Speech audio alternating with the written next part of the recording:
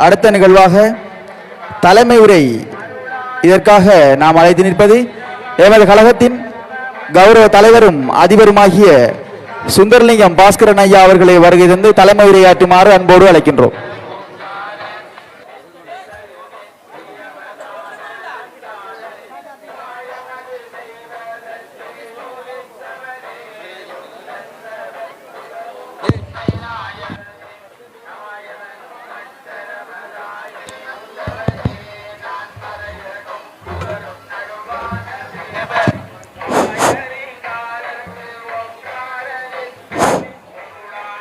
முதலில் அன்னை ஆதிபராசக்தி கண்ணகி தாயை சிரம் தாழ்த்தி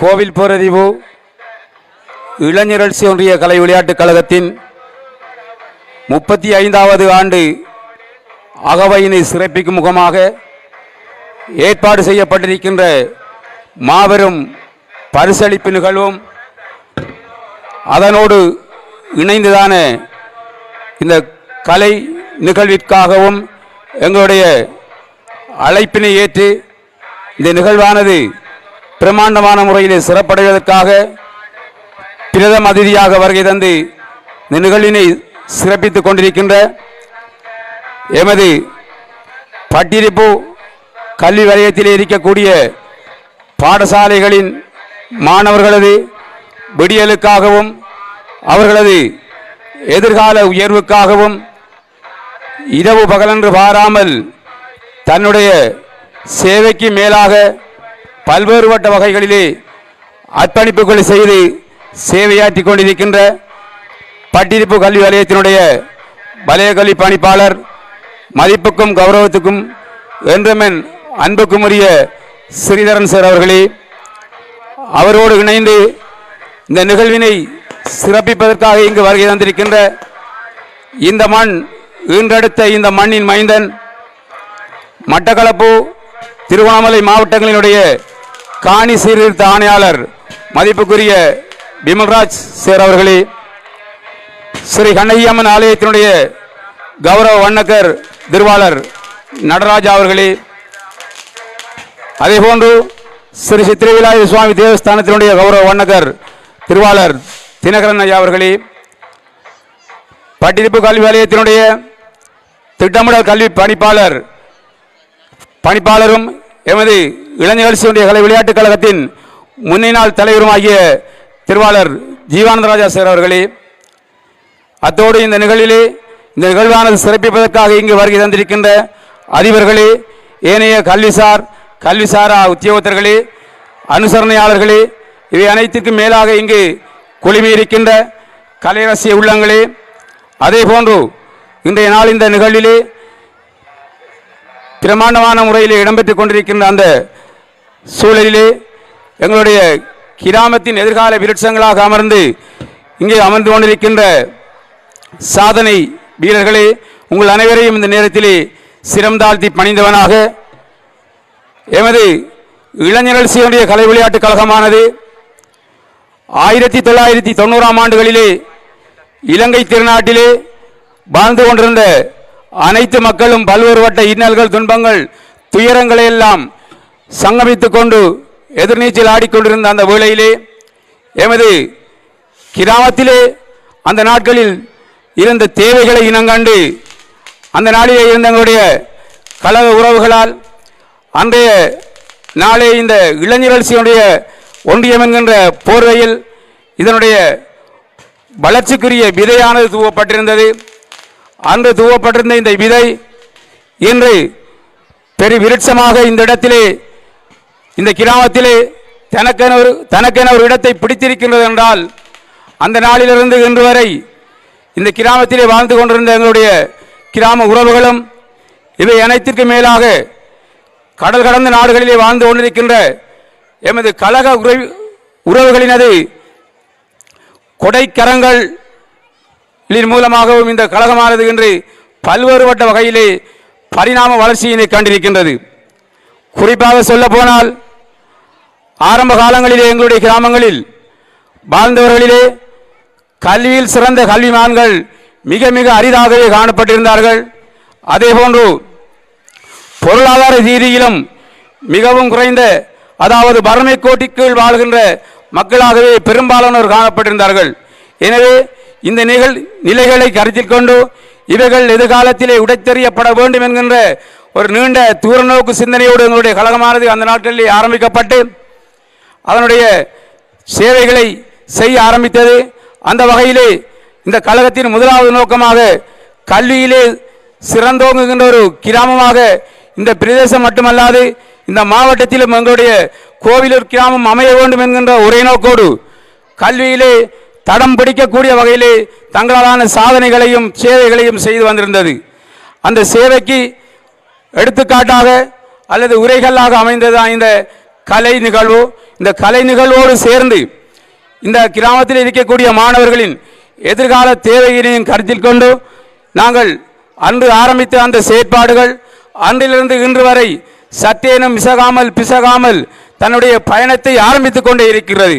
அந்த வகையிலே எங்களுக்கெல்லாம் தெரியும், இன்று தற்போது வெளிவந்த இந்த உயர்தர பரீட்சையிலும் கூட பட்டிருப்பு வலயத்திலே முதலாவது இடத்தை பெற்றுக்கொண்ட பாடசாலையாக எங்களுடைய கோவில்புரதி விவேகானந்தா மகா வித்தியாலயம் அமைந்திருக்கிறது என்றால் அந்த பெருமை எங்களுடைய இளைஞர் ஒன்றியம் அன்று ஏற்படுத்திய அந்த கல்வியிலே மாணவர்களை ஊக்குவிக்க வேண்டும் என்கின்ற அந்த போட்ட அத்திவாரம் இன்று எங்களுக்கு பெரிய விருட்சமாக அமைந்திருக்கின்றது என்கின்ற விடயத்தினை நாங்கள் இந்த இடத்திலே கூறிக்கொள்வதில் எவரும் மறக்கவோ முடியாத ஒரு விடயமாக காணப்படுகின்றது.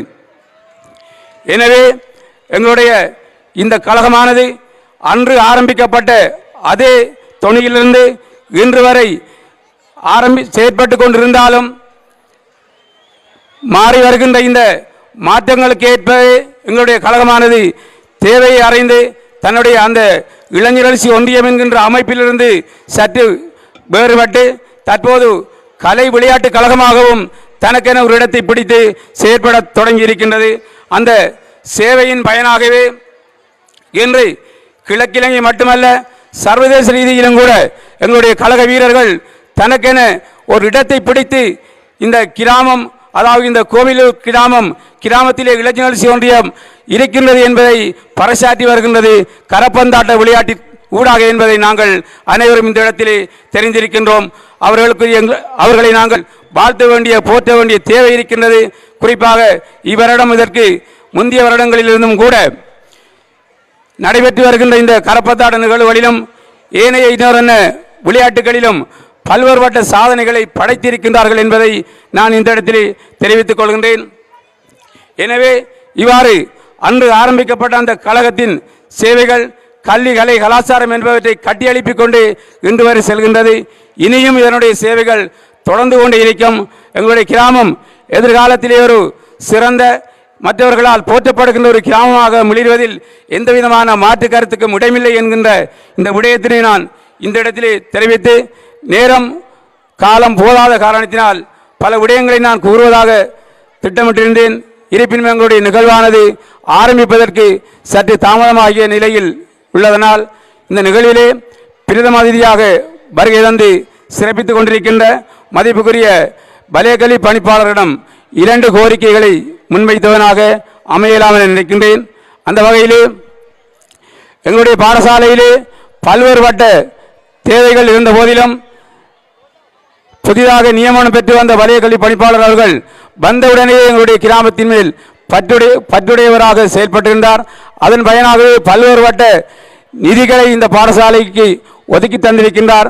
அது மட்டுமல்லாமல் ஆளணி வளத்திலும் கூட பல்வேறுபட்ட மாற்றங்களை எங்களுக்கு ஏற்படுத்தி தந்ததன் பயனாகவே நாங்கள் அதனுடைய விளைவை இன்று எங்களுடைய கிராமம் சந்தித்துக் கொண்டிருக்கின்றது. ஆகவே அந்த அடிப்படையில் எங்களுடைய வலயக்கல்வி பணிப்பாளர் ஐயா அவர்களுக்கு முதலில் நாங்கள் இந்த இடத்திலே நன்றியினை தெரிவித்துக் கொள்வதோடு, இன்னும் எங்களுடைய பாடசாலையிலே கணித விஞ்ஞான பாடங்களை கற்பிப்பதற்கு ஆசிரியர்கள் இல்லாத நிலை காணப்பட்டு கொண்டிருக்கின்றது. அதாவது அண்மையிலே கணித பாடத்தினை கற்பித்த ஆசிரியர் ஓய்வு பெற்று சென்றிருக்கின்றார். ஆகவே இந்த மாணவர்களின் தேவை கருதி தங்களாலான அந்த முயற்சியின் பயனாக சிறு மாற்றங்களை எங்களுக்கு செய்து தர வேண்டும் என்கின்ற முதலாவது கோரிக்கையினை வினயமாக விடுத்துள்ளதோடு, இரண்டாவதாக எங்களுடைய பாடசாலையிலே உயர்தர வர்த்தக பிரிவானது கடந்த சில வருடங்களுக்கு முதல் ஆரம்பிக்கப்பட்டிருந்தது. அந்த நேரங்களில் கூட பல்வேறுபட்ட சவால்கள் இன்னல்களை எதிர்கொண்டு நாங்கள் அந்த உயர்தரத்திலே வர்த்தக பிரிவினை ஆரம்பித்திருந்தோம். ஆரம்பித்த முதல் வருடமே 4 மாணவர்கள் பல்கலைக்கழகத்துக்கு தெரிவாகி எங்களுடைய கிராமத்திற்கும் இந்த வலயத்திற்கும் பெருமையை தேடி தந்திருந்தார்கள்.